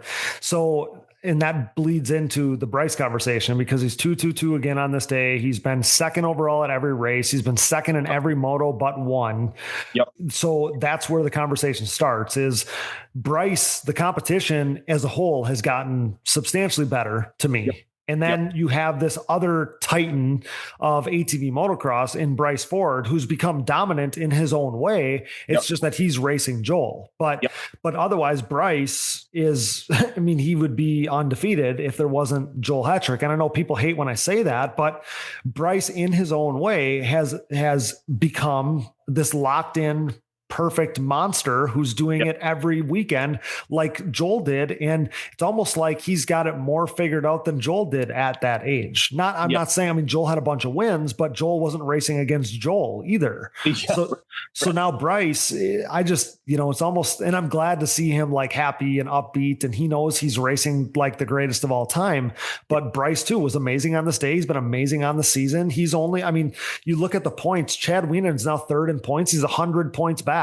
Bryce is in second and he's only 35 points back. And that's what it looks like when you're racing the baddest dude ever, but you're also finishing second in every moto. Bryce is amazing. Yep. Yeah. It's just wild because Bryce is riding so good. And like we said, he took such a huge step forward. And it's like, I don't want to say he's still in the same place, but I guess he is kind of in the same place, but he's doing it much more consistently and easier, it seems. Yeah, I agree 100%. I mean, Bryce has become, like I said, where he brings it every weekend and he puts himself in such great position, which is why this is happening. He puts himself in great position. He gets great starts. He qualifies well, all the things. He's the whole package, man. So it's been really fun to see the step that he's taken. And I swear he's getting better every weekend because now he is, and I think I tried to emulate this in a post, but he's getting closer to Joel. He's racing at the front. He's leading laps more than we've seen previously. So he's continuing to get better and better. And his starts have been very good also, which on point. On point. Yep. Another great bike too. Absolutely. Absolutely. So Chad Wienen rounds out the podium, his 144th podium of his career, which is pretty incredible. Like I said, 20 years after his first podium that came at that racetrack, his home racetrack, obviously in Illinois there. It's incredible. I don't know what you want to say about Chad. I know you got a little maybe intel there with Thomas being his mechanic, your brother-in-law, but that's cool in its own right that those two are doing this together now in year 20 for Chad. But yeah, 144th podium on the career for him. I think the third podium of the season for him. He goes 3-4-4 on the day, does what he needs to do, finishes on the podium, and that's a pretty big deal. Yeah. The biggest thing for me with Chad, and it seems different this year than any other year, it seems like he's having so much fun doing it. Mm-hmm. Yep. And, after the career that guy's had, he deserves it. You know what I mean?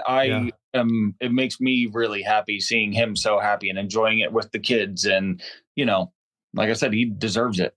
Yeah. And, not in our sport, in stick and ball sports, whatever you want to compare it to, very rarely does somebody end their career still being like at the tip of the spear competitive. And I know he's not beating Joel, and I know Bryce has finished second at every race, but he's on the podium and he's in the mix and he's racing with these guys that are elevating the bar.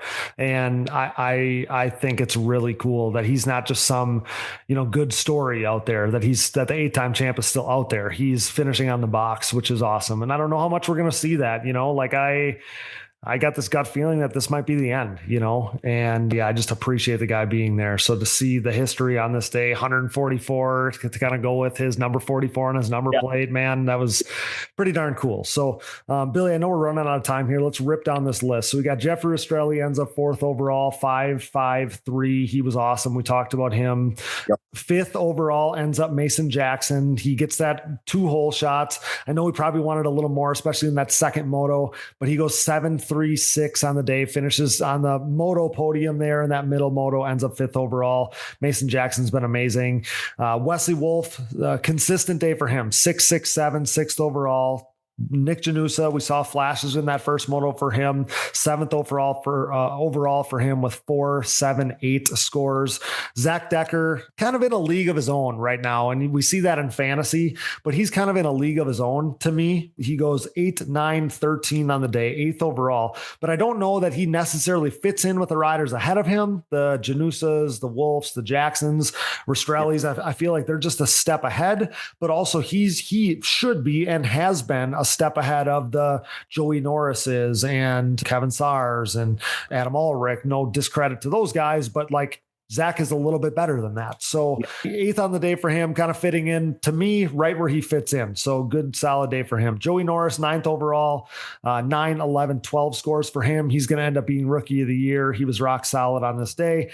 Ends up with another top 10. Brandon Hogue, disappointing day for him. Obviously not the day he was looking for. 16, 12, 5 for 10th overall. Sure. He's just going to want to flush that one, move on to the next one. And obviously after the scare at Lake Sugar Tree, obviously excited that he's back and he's good, and that wasn't a bigger deal than it needed to be. He has the worst luck. Yeah, it's almost like, I mean, not for him, but it's almost comical. Like, what else could go wrong? You know what I mean?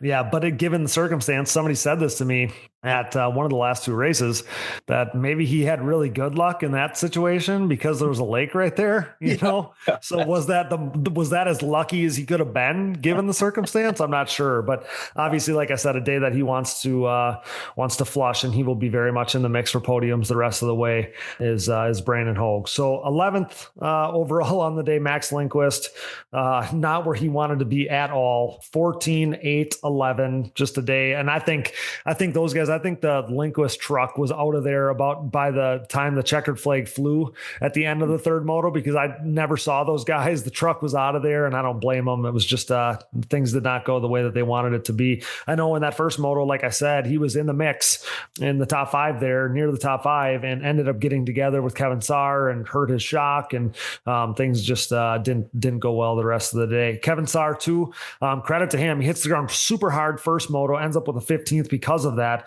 Goes 10-10 to salvage the day as best he can. So solid racing for him. He gets up, he salvages 2/10, ends up 12th overall. Adam Ulrich also had a crash on the day, ends up 13th overall, 12, 16, 9 for him.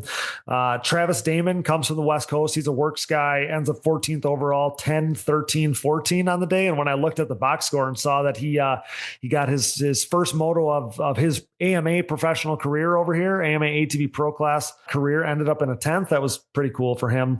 Tyler Marlin, second race as a pro. He ends up 15th, 11, 14, 15 scores for him. And Marshall Smith goes 16th on the day, 13th, 15th, 16th. So quickly, Billy, we kind of looked at the points already. We kind of went over all these things with these guys. Joel's got 35-point gap. He's been, and this is one thing I wanted to say in talking about how good Bryce has been, how solid Bryce has been. If Joel Hatrick is an A+ on the season, Bryce is a clear A. Like if there was an A++ for Joel, Bryce has been A+. I mean, they've been both so good. I don't know what else we necessarily need to talk about as far as points go. Brandon Hogue is within shouting distance of that 3rd place spot still, with Chad Wienen being 197, Brandon Hogue being 183, Mason Jackson's in 5th, 173. So everybody's kind of in the mix there. Billy, we talked about stock up, stock down. We talked about some of these guys a little bit. Do you have like a biggest, and I don't want to even say like biggest disappointment on the season, but maybe somebody that you're expecting more from? Because I don't even know how to say this, because like I said, the class is so competitive. It's kind of this trio of guys. Like when I look at the points, 7th, Max Lindquist, 8th, Wesley Wolf, 9th, Nick Janusa. It's not, we knew that this was going to be competitive. You started the show by saying that, but at the same time, and again, it's not me dogging on those guys. We actually, I think, said to each other on one of the first episodes to start the season that somebody coming away from Daytona was going to be 7th, 8th, or 9th, and they're not going to be happy. We fast forward past the midway point, past round 6, and Max Lindquist is 7th in points. Wesley Wolf is 8th in points, and Nick Janusa is 9th in points. Nick Janusa has always finished in the top 5, finishing a season where he's been healthy, basically excluding last season. So what do we see for that trio of guys the rest of the way? I don't know, because we've had sparks of, I don't want to say where they belong, because they all belong together. There's just so many of them. It's hard. But we've seen little flashes and sparks of those guys, like Janusa, this last one. And Wolf, what was it, a couple rounds ago, came out of nowhere and was, back up front. And, Max, I expected a lot from Max this round. I think we actually I talked about that, I don't know, on one of the previous episodes, but you even said, you're like, this is Max's kind of track, you know? It is. Yeah. And I expected so much. I mean, I really did.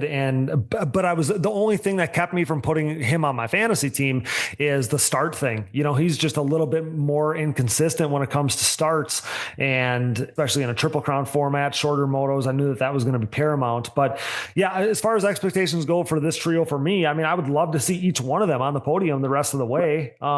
We just got done hearing from Jeffrey Rastrelli. I think that you can kind of put the pieces together. Obviously, he wants to podium. That's not a headline here, but I think that he wants to end the season, you know, on the podium here. He was been very close each of the last two races, fourth overall at each of the last two races. I know Bud's is a good track for him. I would really like to see Jeffrey finish on the podium here. Max, you know, he had a bunch of podiums last year. You know, he was, you know, kind of the next best guy outside that top three, and we haven't seen necessarily that from him this year. And then Wesley Wolf did really well at Bud's Creek last year. That's a home race for him, and he hasn't been in the mix a ton. We saw it at Etchikani where he had a gear that like most everybody didn't have, and I would love to see a little bit of that again. So I think gosh, those guys have been so good. And you know, Joel and Bryce leave only one spot on the podium for somebody else, you know. But you're going to see one of those guys on the box the rest of the way. I just don't know which one it's going to be. After talking to Jeffrey, I'd love it to be Jeffrey. I always pull for Wesley, and I love Nick too. But I don't even know how to tell you which one it's going to be. So as far as, you know, like I said, I didn't want to call it stock up, stock down. You know, I just trying to predict what these guys are going to do. But I got to mention him one more time, that Mason Jackson, what he's done, he's the biggest surprise, because again, we knew he was going to be good. We knew he had the speed. We knew he had the endurance. We knew he had all the things. Maybe the starts were a little not, maybe that was not the highlights coming into the season, but he's got that part right now. And to be like I said, he's fifth in points. He's right there with the top five. He's got a little bit of distance from the guys behind him. He's the biggest surprise to me, is that he's just become this fifth place lock almost. Finished third in this moto this weekend.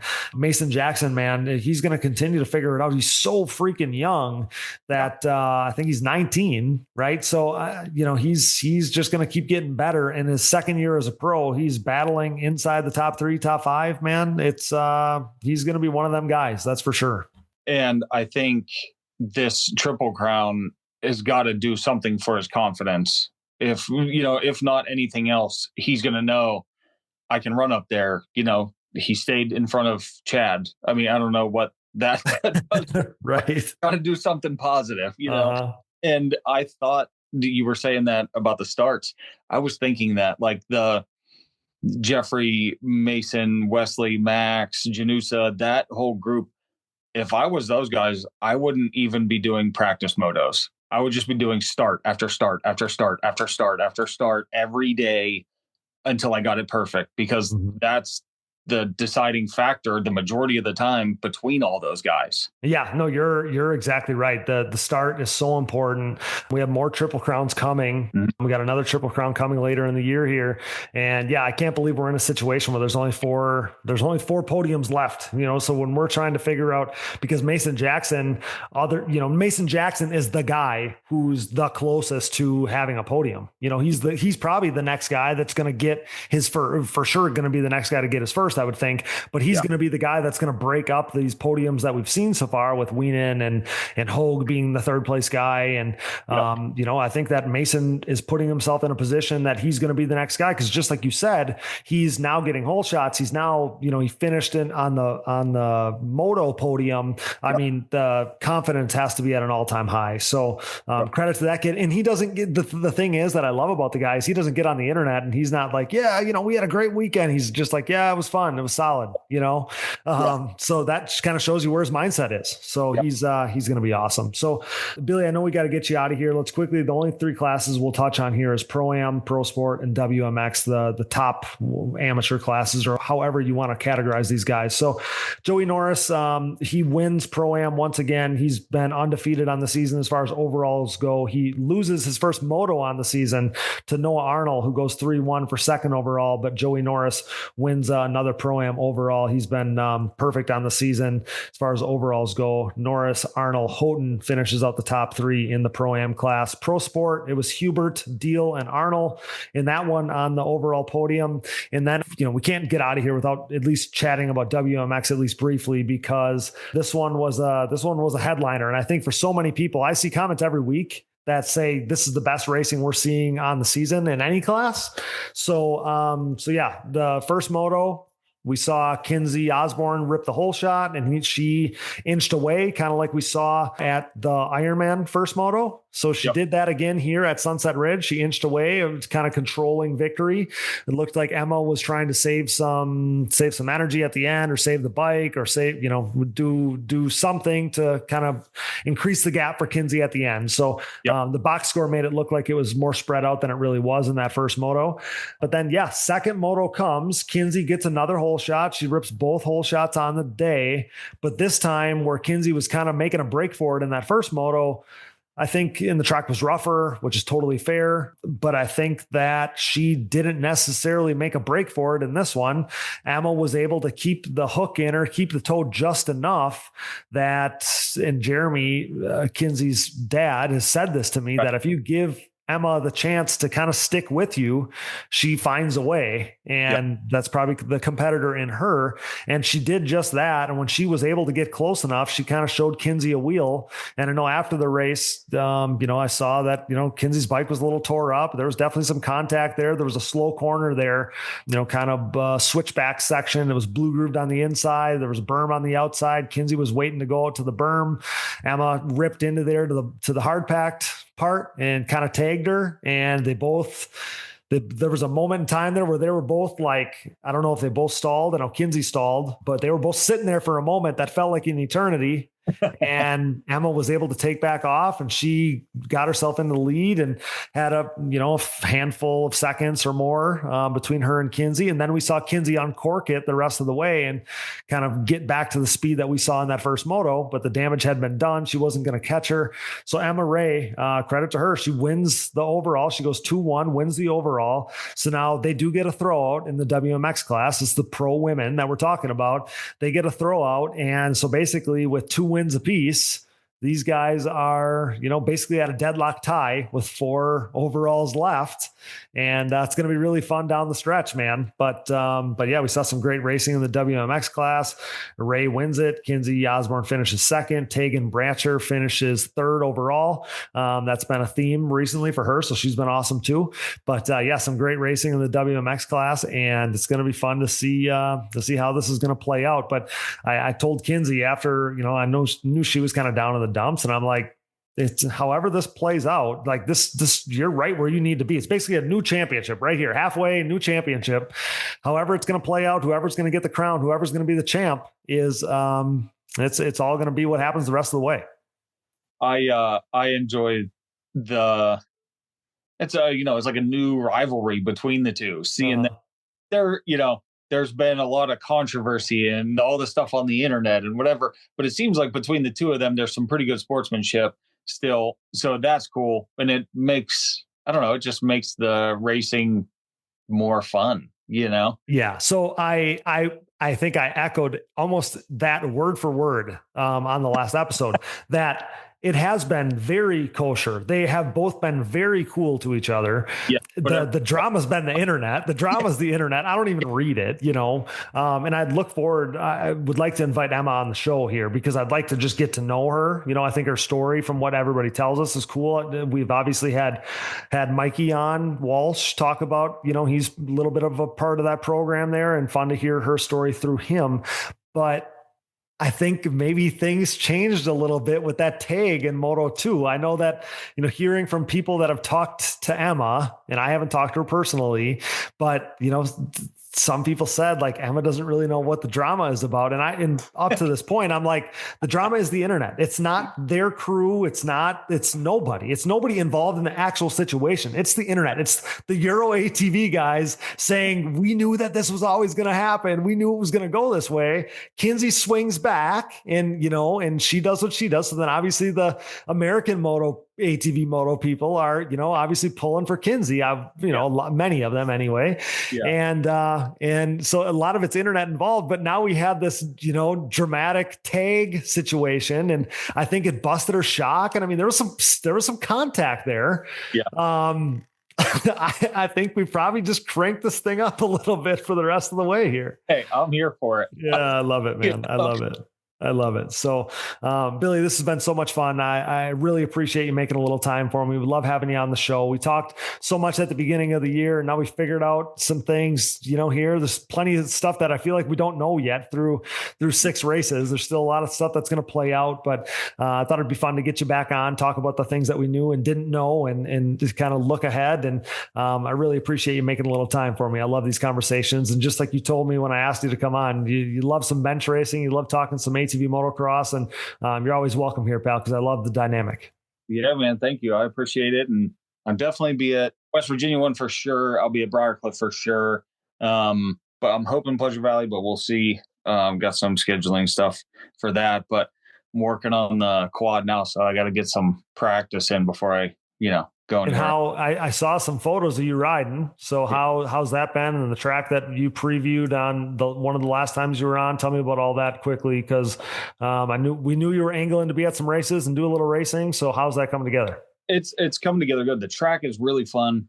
And it's kind of cool. He's got it set up where it's fun for, people of all skill levels. Everything's like, a single to table or something flowy stuff. Yeah. And it's a blast. The quad is working good. I actually got a new rear shock from, the man, Jay Goebel. Mm-hmm. I got to put that on, stuff like that. Rocket sent me some front hubs, so I got to get them things on there. So I've just been tinkering with that and trying to practice, but you know how it goes. I know how it goes. Don't know, but with the kids and all, time, work and stuff. So just it's really fun to just be out there playing, Yeah. Well, that's awesome. Give me the name of the track one more time. It's Pima Tuning Whole Shot Raceway. Okay. And, it's like hour and 15 from my house or something like that. It's right by Pima Tuning Lake. They're having the Bartosik Memorial Race again. Yep. So after Pleasure Valley. So awesome. I don't know if I'm coming out for Pleasure Valley or not, but it'd be cool if you could make it out for it. Yeah, I would love to do that, man. That's a race. There was a lot of years there too during my pro career that I was hoping to make it to the memorial race and just didn't. But I saw a lot of cool videos and stuff, and I'm excited to hopefully be a part of that. But yeah, wanted to get that comment on that too, pal. And it'll be exciting. It'll be good to have you at the races and be, right in the mix and do a little racing and stuff. And you'll be able to bring that right to our show here. I love it. Yeah, man. Sounds good. I'm ready. Awesome, pal. Well, again, thanks so much for your time and chatting it up with me about the races, and we will do it again soon. All right, man. Sounds good. Awesome, man. Have a good day. That's Billy Cottage signing off on the Digging Deep ATVMX podcast. We will see you again soon, pal. Thanks again. Yeah, man. See you. All right, guys, that's a wrap on episode 159 here at Digging Deep. Major thanks to Billy Cottage and Jeffrey Rastrelli as our featured guests this week. And as I sit here, guys, I'm proud. I received an email on Sunday morning from Apple stating that the people at Million Podcasts had released their annual list of top 40 motocross podcasts for 2025, and Digging Deep, an ATV motocross podcast, was listed as number 8. And we've moved up every year on the list. This year coming in the top 10, the only ATV podcast featured, which is definitely an honor. That's something that means a lot to us, and ahead of the likes of great shows like Title 24 with Ricky Carmichael and Ryan Villapoto. Gypsy Tales obviously is amazing. Other shows that were behind us, Big MX Radio, Moto Online, among others that are very notable and known names. So pretty darn cool.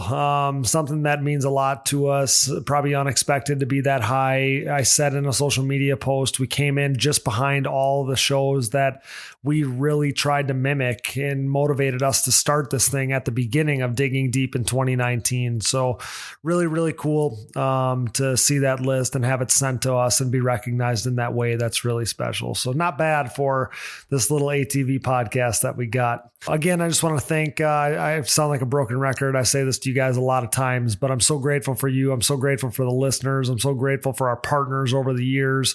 Obviously, my family and my wife, and most of all, Dallas, my brother, my producer from day one. He's the one that made this podcast, go from just a thought to something that we've been doing now and doing proudly for, 6 or so years. So very grateful for producer Dallas and all of my support system behind me.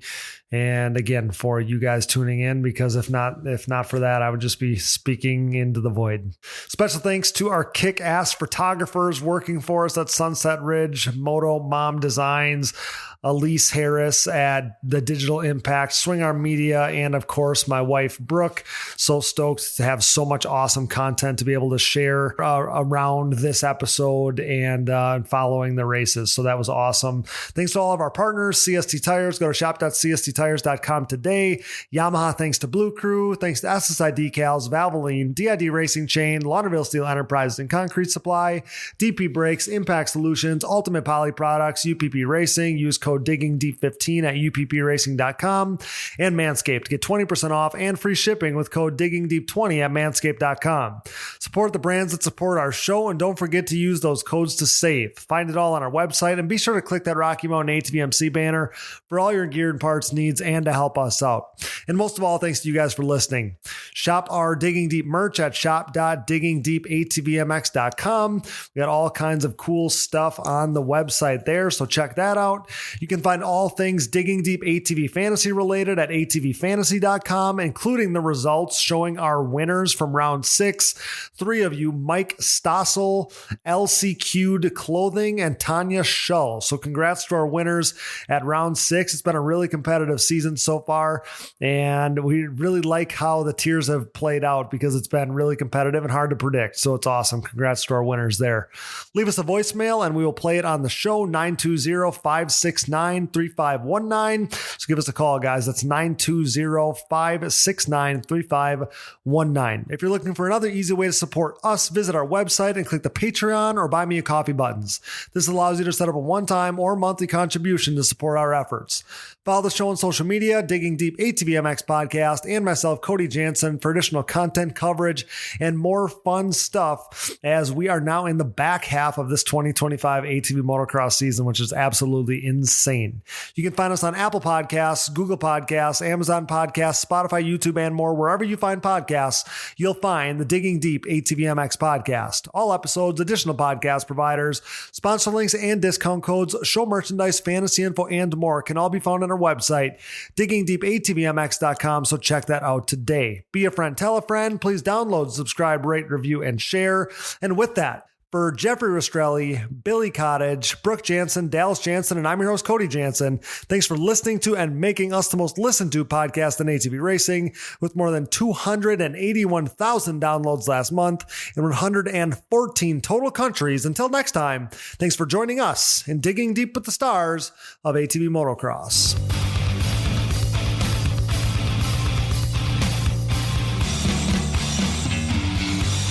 Things are crashing and burning here at the Digging Deep podcast, much like the Titanic. Those guys were hauling ass, for real. I remember watching Doug Gus, I don't know who it was, Steel City, running the same times Friday afternoon as James Stewart was on Sunday back then. It was mental. I've never seen quads go that fast. Quad leaders are freaking gnarly.